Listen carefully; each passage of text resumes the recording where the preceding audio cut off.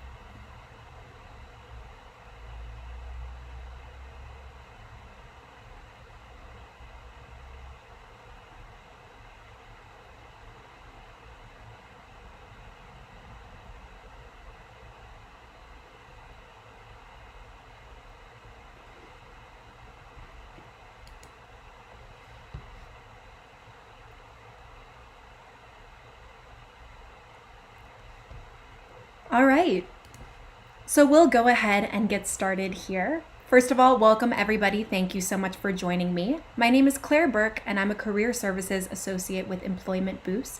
And today we're going to be going over some tips and best practices on how to stand out as a top candidate in an uncertain and highly saturated market. So before we get started going into the strategies, the tips, we'll go ahead and give a little bit of background about who we are, what we do, and where these recommendations are coming from. So we'll take a second to talk about us. Here at Employmentboost, we are an expert full services outplacement, career coaching, and resume writing firm.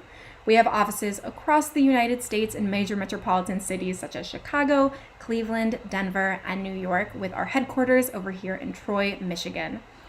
Our firm's B2B and B2C services are built on more than a decade of industry-leading career services expertise, and we are recognized as one of the nation's top professional and executive career services and resume writing firm with 5-star reviews across multiple platforms, including Google, Yelp, SHRM, and Facebook. So that's a little bit about who we are as a company. And so now that we've gone over that, we are also a subsidiary of Heavy Hitter Holdings. So as you can see here, we have quite a few brands, many of which are executive search firms. So what's really great about being able to be a member of Heavy Hitters Holdings is having that ability to leverage those resources from those different search firms, those recruitment firms, and use those real-time market insights to inform our strategy when it comes to the resume writing process and the job search as a whole.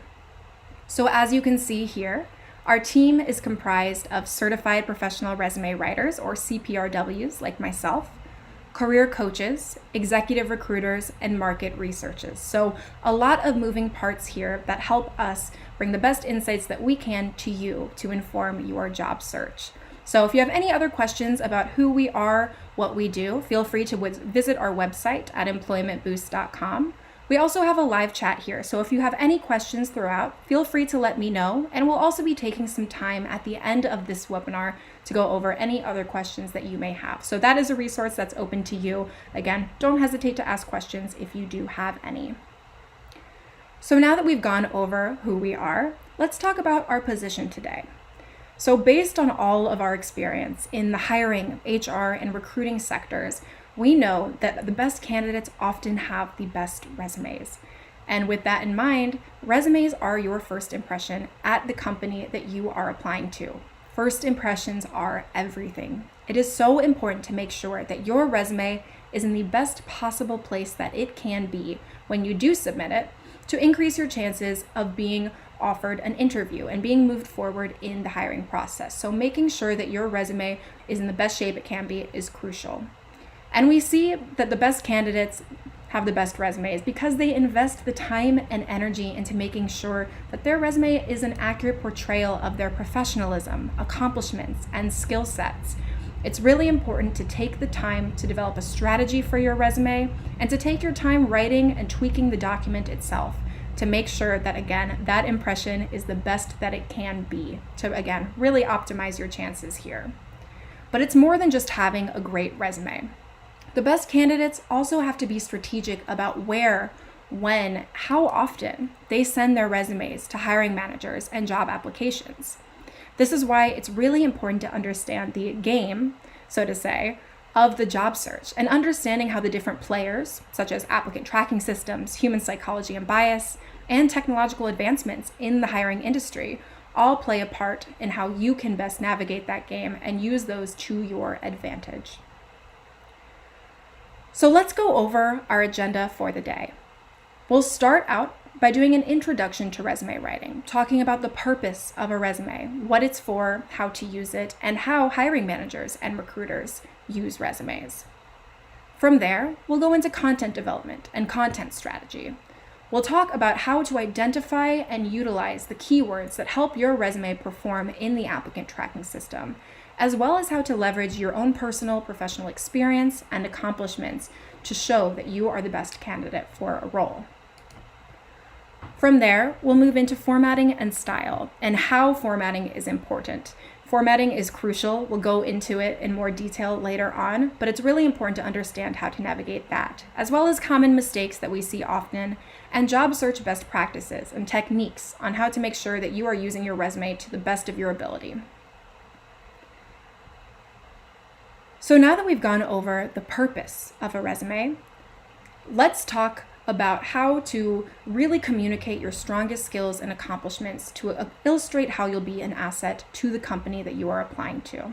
A resume is a piece of marketing collateral. It does not need to be all-encompassing. This should not be a manifesto of every single thing you've ever done. Rather, it should be strategic and selective and give enough persuasive and informative content to get you an interview where then you can then dive into more detail about these accomplishments and go into conversations about things that might not have been included on the resume. So again, be sure that you are showing the most relevant, the most appropriate information that will help get your foot in the door to an interview.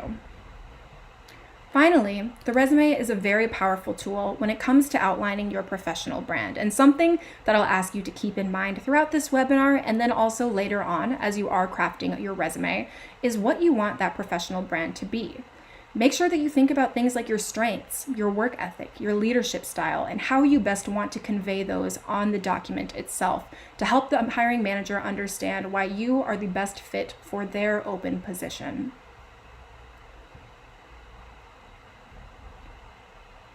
So now that we've gone over that, let's talk about who is reading your resume. Before you even put the pen to paper or your fingers on the keyboard, it's important to understand the audience of your document. So who's reading your resume? More often than not, it's supervisors, HR managers, talent acquisition specialists. These people, again, more than likely are going to be the ones overseeing the hiring process. So it's important to understand what they value, their insights, and how to best appeal to them. But you'll notice here that one of these things is not like the others, and that is the applicant tracking system. That is the digital component to the job search and the digital component to your audience. So it's really important to understand how to appeal to the human eye, but also how to understand to this digital system and the algorithms involved with that. So what exactly is an applicant tracking system? An ATS or applicant tracking system is likely something that you've seen grow more and more popular as the years have gone on, and that is because it is being utilized a lot more frequently. We'll dive into some statistics on that in just a moment, but first, let's talk about what it is. So the ATS is an electronic database that stores resumes. When you submit your resume online to a job posting, it will likely go into one of these applicant tracking systems and be housed in a database where a recruiter, hiring professional will then input search terms to narrow down the candidate field. Many of the roles that you are applying to will have hundreds, if not thousands, of candidates. So the ATS is a great way for hiring professionals to narrow down that search by looking for individuals with key skill sets and key accomplishments, certifications, etc., things like that. So basically, when they input a key term or a search term, the ATS will then parse through all of the resumes on file and narrow down that pool to resumes that do contain that term. It's important to note that you have to be strategic about how you place these search terms. They are not all valued equally. Things like frequency, placement on the resume, even boldness and font style can play a role in how your resume is weighed and valued within that database. Words at the top of the resume are going to carry more value than those at the bottom. Placement, similarly, making sure that you're including the right things at the top, the right things at the bottom. Frequency is a factor here, as well as boldness. Bolded font styles carry more value than those that are not bolded. So those are some things to keep in mind when it comes to how you are portraying these search terms that you are including. And we'll go over a little bit more on how to identify those search terms and what they are later on. The ATS is also used to track things like location, education, certifications. For location, for example, if you've ever noticed that a company uses geofiltering to limit its candidate pool to a certain geographical region, the ATS can do that. And it can also parse through for things like education, if they're looking for a certain degree level, certifications as well. So with all of this in mind, it's really important to know that you are not just writing for people. In fact, the applicant tracking system is just as, if not more important than the people that will eventually be reading your resume. Because if your resume cannot successfully be parsed through in the applicant tracking system, it might never reach a human eye.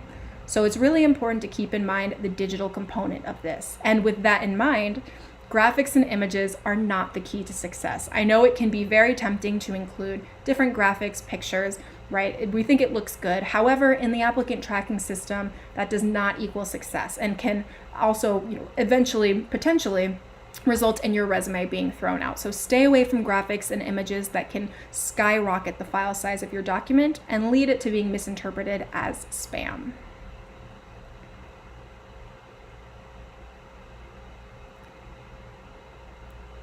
So I mentioned that the applicant tracking system is something that is growing in popularity, especially with the modern job search.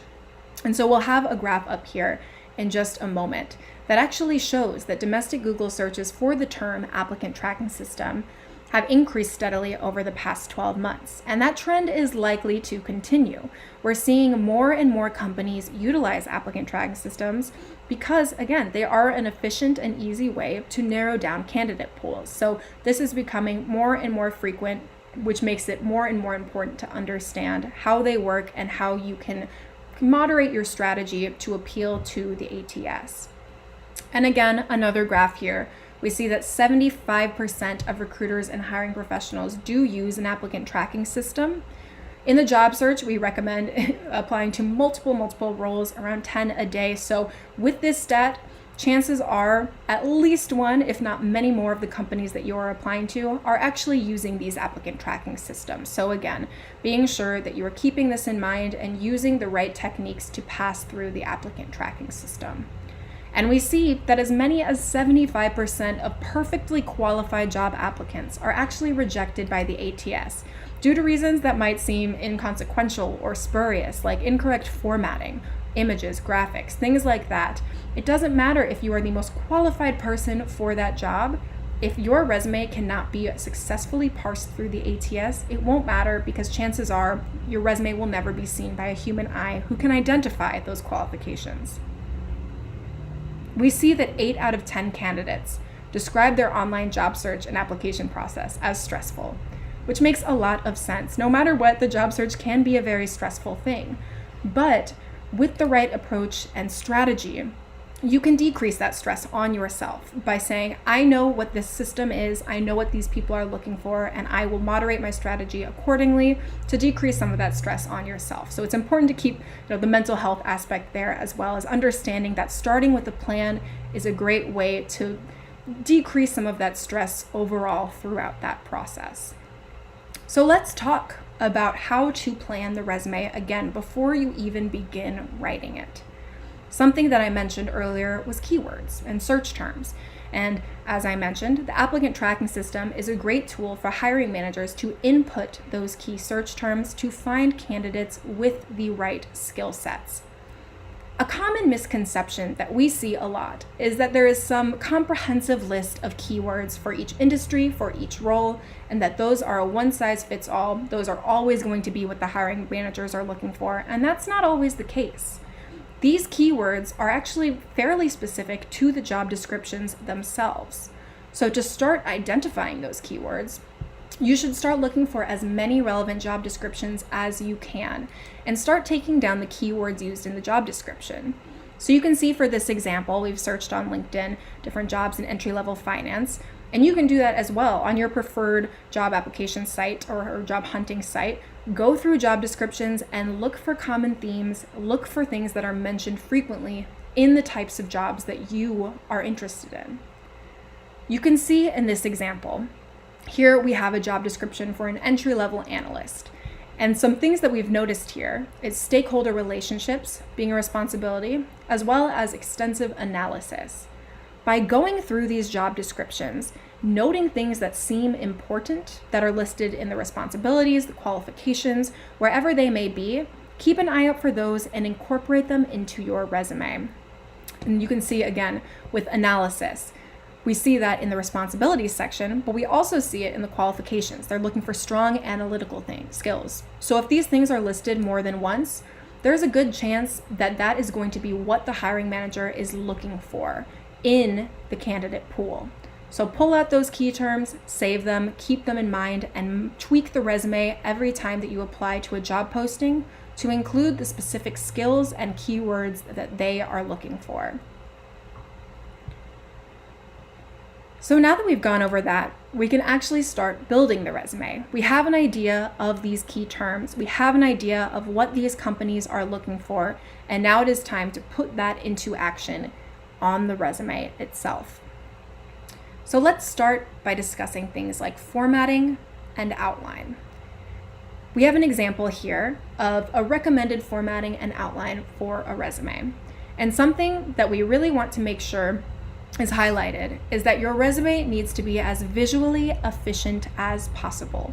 What that means is that there's not too much white space, there's not too much text, everything is balanced, easy to read, everything is labeled clearly so there's no confusion about what a person is looking at when they are reading your resume, and that it looks polished and professional. We typically recommend, if you have about 5 years of experience or less, sticking to a one-page resume with about 400 words. There is a little bit of flexibility on the word count, but try to stick around 400, again, to improve readability and to avoid any risk of including too little or too much information. We also do not recommend exceeding 2 pages on the resume. 1 to 2 pages is the rule here. There are some exceptions, for example, with CVs. Those can extend longer, as well as federal resumes, but typically you should not need to go over 2 pages. Again, this resume does not need to be all-encompassing. It needs to show the important and relevant information, so keep it on that 2-page limit at most. You also, again, want to avoid colors, pictures, text boxes, graphics, because we don't want the applicant tracking system being unable to parse through your resume, but also this can relate to the human element of the process as well. Let's say you use an orange header and the recruiter looking at your resume cannot stand orange. Consciously or not, that may incur a bias against you and your candidacy. So keep things polished, keep things professional, and avoid any chance where bias could be introduced. Now that we've gone over the resume as a whole, just an outline and an overview, we can start diving into the meat of the content. And we'll start with the summary. The summary is going to be the first thing at the very top of your resume, right underneath your header. And it's a really important component. Hiring managers only take about 8 to 12 seconds to review a resume before deciding whether or not to push a candidate forward into the first rounds of interviews. So it's really important to get the summary right, because it's going to be one of the first things that they read on the document. Focus on keyword optimization. Like I mentioned, keywords that are closer to the top of the resume than at the bottom are going to carry more value. So the summary is a great place to integrate those search terms. It's also a really good place to blend your personality and your professional brand, like I mentioned earlier. Think about your traits, your skills, the things that you bring to the table that maybe not everybody else can, and find a way to incorporate that alongside the more technical industry-specific skills. We want this to be your resume, showing who you are and what you can add to an organization professionally, technically, and culturally. Another tip for the summary is to include a job title, which you can see are bolded here. We have one that says financial professional and one that is audit professional. And you can also use that job title to show interest in a role that you're applying for. Let's say you really want to be an operations manager with a certain company. You could change the title to say aspiring operations manager, or if you have operations experience, operations professional. There's a lot of flexibility, and the job title is something that you can also tweak every time that you apply to a position to, again, declare interest in the role, include what they are looking for, and show a hiring manager that you are invested in their company.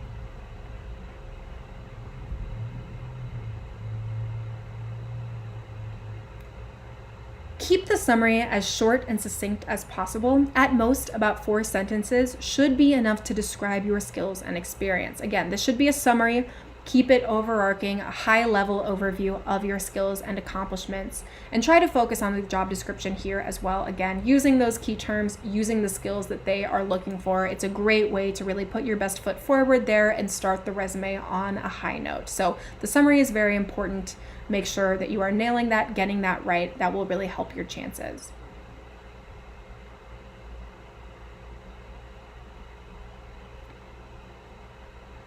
So now that we've gone over the summary, let's dive into the resume content itself.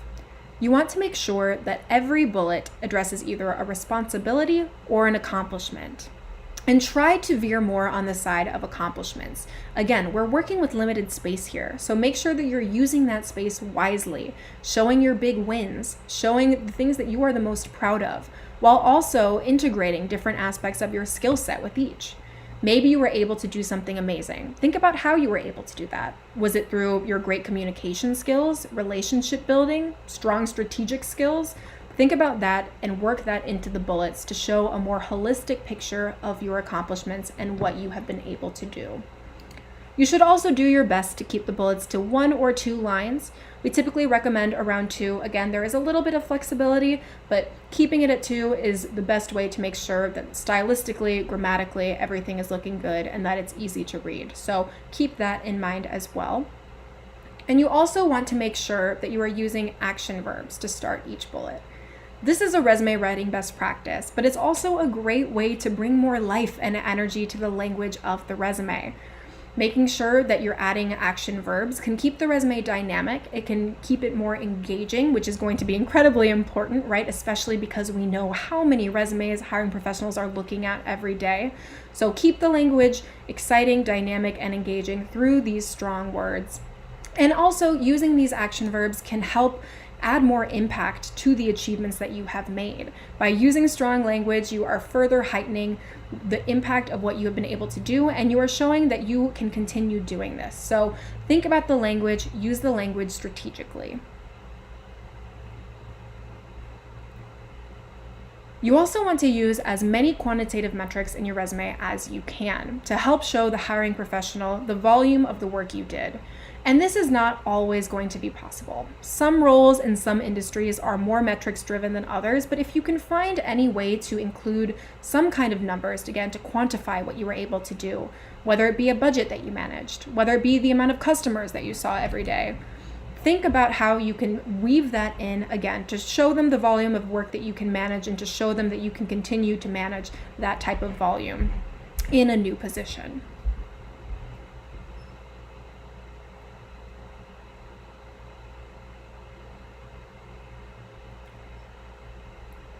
So when it comes to formatting of the content itself, do your best to show as smooth and linear of a timeline as possible.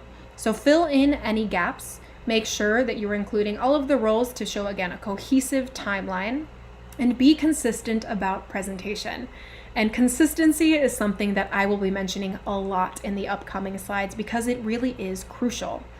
For this example, if you include months on one position, include them for every position. You can see that we have not included months and stuck with just years. Completely fine, but whatever you decide to do, make sure that you are being consistent about it. If you aren't, you could run the risk of the resume being perceived as sloppy, hard to read, poorly thought out. So be sure consistency is key, and for everything that you do, make sure that you are following that format throughout.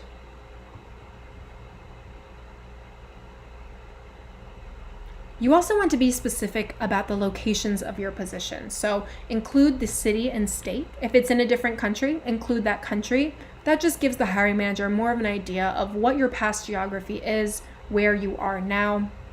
So be sure to include that as well for every single role.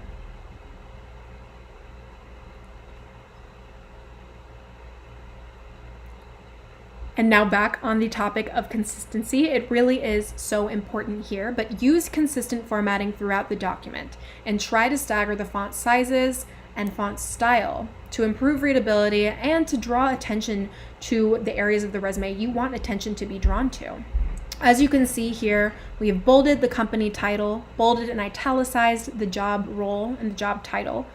And you don't have to do it exactly like that, but make sure that you are introducing some variety in the style and size of the font that can help it be a lot more easy to read. It helps things be labeled more clearly. And if there is no variety in style and size, it can look like just a big old wall of text, which is going to be a lot harder to read. And again, we have 8 to 12 seconds to make that great first impression. So readability is key. Be sure that you are avoiding that and making it, again, as clearly labeled and easy to follow and skim as possible. So now that we've gone over the resume content, let's move on to education and formalities. And the education section has a lot of flexibility here. You can be strategic about where you place that section on the resume and determine whether it needs to be at the top of the resume or at the bottom. And this will depend on many different things. For example, how recently did you graduate? Typically, the general rule is the closer you are to graduation, the more important the education is, whereas if you've been graduated for 20 years, that becomes a lot less relevant. You can also include the education at the top of the resume if you are making a career shift. Let's say you have a degree in something and you really want to start working in that, but your professional experience is not in that. You can show the education and build out the education to show your unique academic qualifications. So again, be strategic, think about what would suit your goals more, and move the education accordingly. Again, consistency here. Be consistent about how you format the end of the resume, or if you do include it at the top of your resume. You can see in this version, we've left aligned the content, the titles, and we've stacked them. You definitely don't have to do that. Do whatever you think looks best, but make sure that, again, you're using the same format throughout, keeping it consistent to improve readability, and again, make sure that the resume looks polished and clean. So after listing your education, take some time to think about any additional information that might be beneficial to include. Things like volunteerism, technical skills, proficiencies, certifications. If you are going for a more built-out education section, for example, again, if you're a recent graduate or if you're making a career shift, think about some courses that you've taken that may be relevant to your goals, different projects. So there's, again, a lot of flexibility. Make sure that you're including all of the important details, whether they be certifications, class projects. Again, use your judgment and be strategic about how you portray these formalities.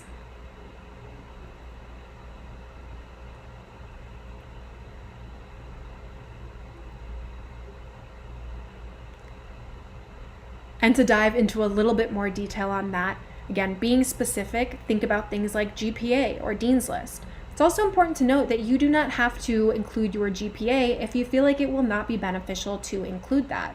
Again, there's flexibility. Think about your goals. Think about how to best achieve those goals. And if GPA is not something you think will be helpful, you don't have to add that. That doesn't mean that you're not going to be asked about it. But again, making sure that you're showing the most relevant, the most helpful information on the resume to get your foot in the door to an interview.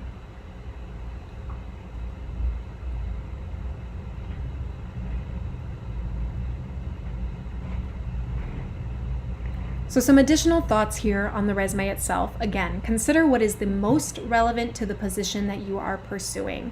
Think about what the position requires. Think about the company culture. Think about what they value, and be sure to include information that is pertinent to that. If you have a skill that they have no interest in, you don't necessarily need to include it if that's not something that is, again, relevant to the company. So be sure to do your research. Also be sure to do your research before interviews. Think about their values, think about their cultures, and think about how you can fit into that, and show that on the resume and ask questions in interviews pertaining to that. So now that we've gone over what we do recommend doing, let's talk about what we do not recommend doing. And these are some common resume mistakes that we see a lot. And we'll go over these to make sure that you all have the information you need to not make these common mistakes. A mistake that we see often is starting the resume with an objective statement rather than a summary. And as we've mentioned, the summary is crucial. The summary is a place to give an overview of your skills, accomplishments, and what you can bring to a company, whereas an objective says what you want to do. Instead of saying what you want to do, show them what you can do, show them what you have a track record of doing, and show them that you can continue that trend and, again, bring value to their organization. Another common mistake, using irrelevant information. If it is not pertinent to the job, you do not need to include it. Again, you do not need to list everything you've ever done on the resume. That is not the way it works. Be selective, be deliberate, and be strategic. Another mistake, describing responsibilities rather than accomplishments. Again, we want to stay away from task-based language. Show the things that you spearheaded. Show the things that you are proud of. You don't need to just do rote tasks, again, especially if they are not relevant to the role. Something, unfortunately, again, that we do see quite frequently is spelling and grammatical errors. So just keep an eye on that. Be careful. You don't want the resume to look sloppy. You don't want it to look like you didn't put any thought into it. So be sure to double check for any errors and run it through spell check before submitting it to a job. And then finally, displaying funky formatting. We've already discussed how this can throw a serious wrench in the applicant tracking system, but also if the formatting is all over the place, it might not be visually appealing to the human eye and to the hiring manager. So keep it clean, keep it polished, keep it professional. And we have an example here of a sample resume, and we've been going over this resume in more detail, but here is it as a whole. And again, your resume does not have to look like this, but keep the general layout and format in mind. Again, it's clean, easy to read, everything is labeled clearly. You want those components in your new resume as you write it. So there is a sample, again, taking kind of a big picture look at the more detailed stuff that we've been going into.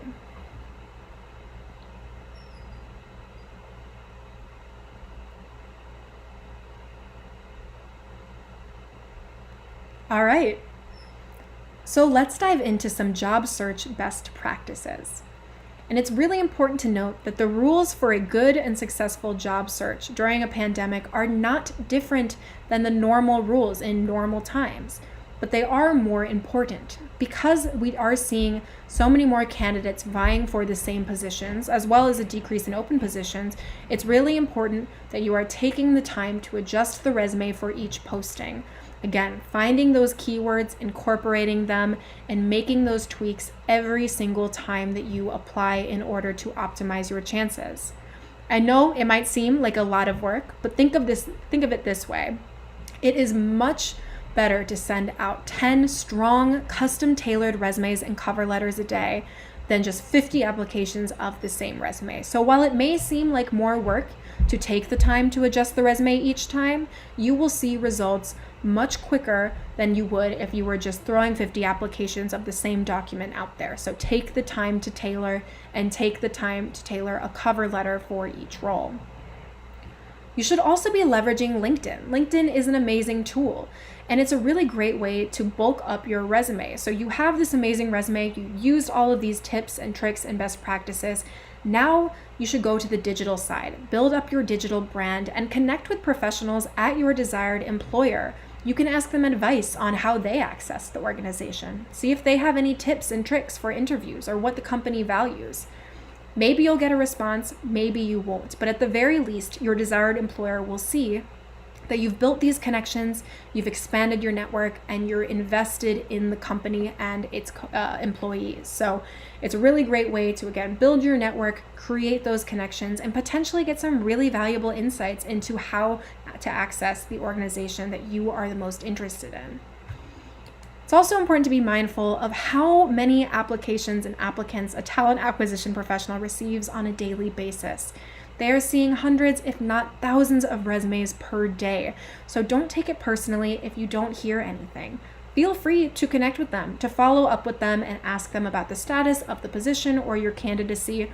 It does not say anything about you or your qualifications if you do not hear a response.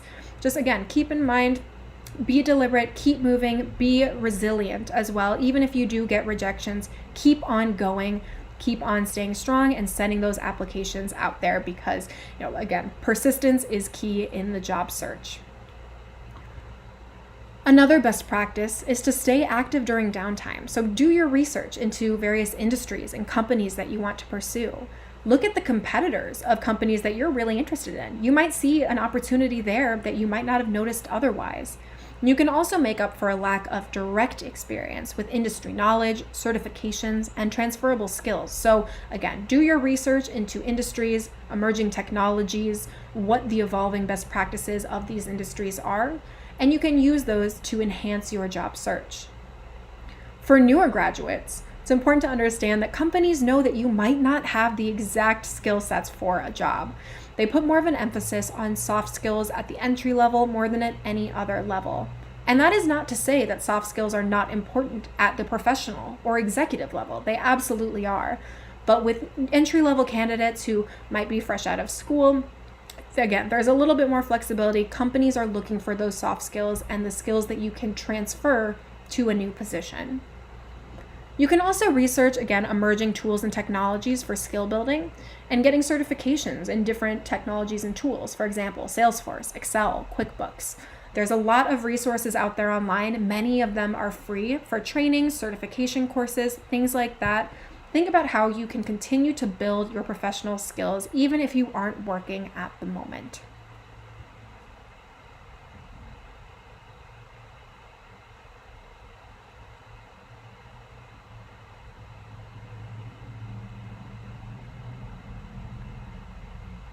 All right. Well, thank you all for joining me today as we went over these different tips and tricks. Feel free to leave a question in the live chat if there's anything you'd like more clarification on or if there's anything you'd like to ask. And again, feel free to reach out to us at our website, employmentboost.com, if you have any other questions or if you're interested in one of our free resume evaluations or in one of our packages. Thank you again. I hope you all have a great day, and I'll be on for a couple minutes here if there are any questions or comments.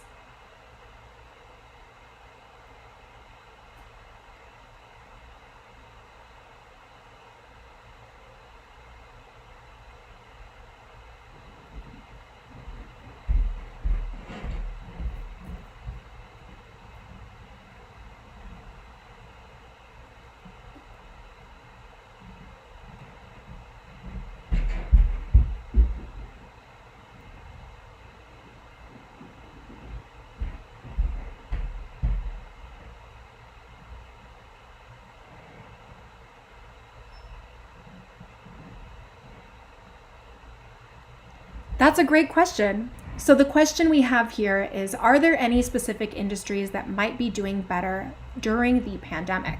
And that's something that's really important to keep in mind as you do inform your strategy.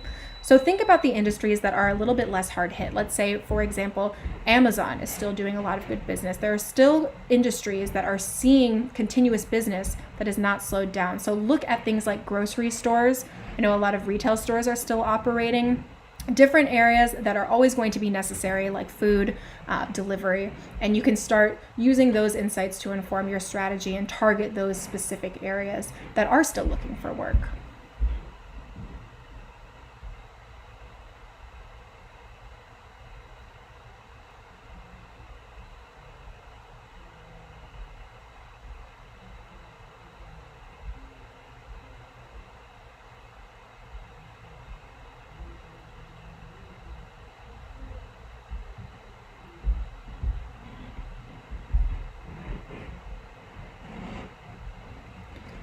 All right, I'll give it just another minute here for any more questions, and then we'll be signing off here. So feel free to let me know in the live chat if there are any other questions, and if not, again, feel free to visit our website at employmentboost.com if there's any else or any other topics that you'd like to discuss or any questions that you have about our services.